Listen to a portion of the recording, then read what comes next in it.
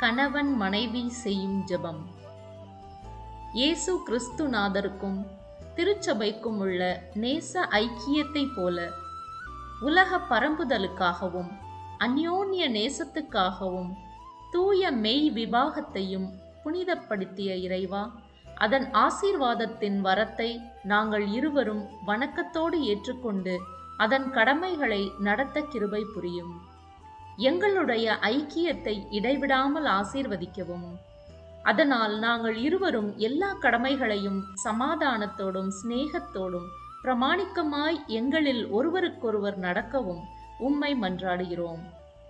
பிரிக்கப்படக்கூடாத கட்டினால் கட்டின அந்த புனிதமான கட்டை பலவீனப்படுத்தத்தக்க எவ்வித கெட்ட குணத்திலும் கெட்ட கிரியைகளிலுமிருந்து எங்களை விடுவித்தருளும்.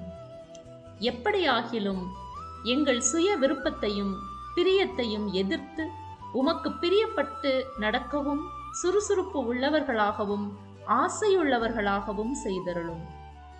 இவ்வுலக சோதனை துன்பங்களில் உமது பேரில் எல்லாவற்றிலும் காரணரும் ஈகிறவருமாயிருக்கிற உம்மை பூலோக வாழ்வில் மகிழ்ந்து போய் மறவாதிருக்கச் செய்தருளும். பொறுமையாலும் சாந்த குணத்தாலும் ஜபத்தாலும் நன்றியறிதலாலும் உமக்கு கீழ்ப்படிந்திருக்க எங்களை ஆசீர்வதித்து உமக்கு தகுந்தவர்களாகவும் செய்தருளும். ஆமேன். மனைவியின் ஜெபம்.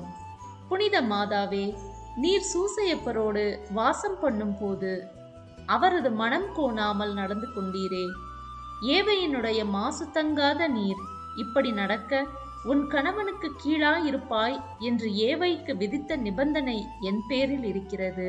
ஆகையால் நான் ராக்கேலை போல் கணவனின் அன்புக்குரியவளாகவும் ரபேக்காளை போல் சம்சார தொந்தரைகளில் விவேகமுள்ளவளாகவும் சாராவை போல் எல்லாவற்றிலும் பிரமாணிக்கம் உள்ளவளாகவும் இருக்க உமது திருக்குமாரனை மன்றாடும்.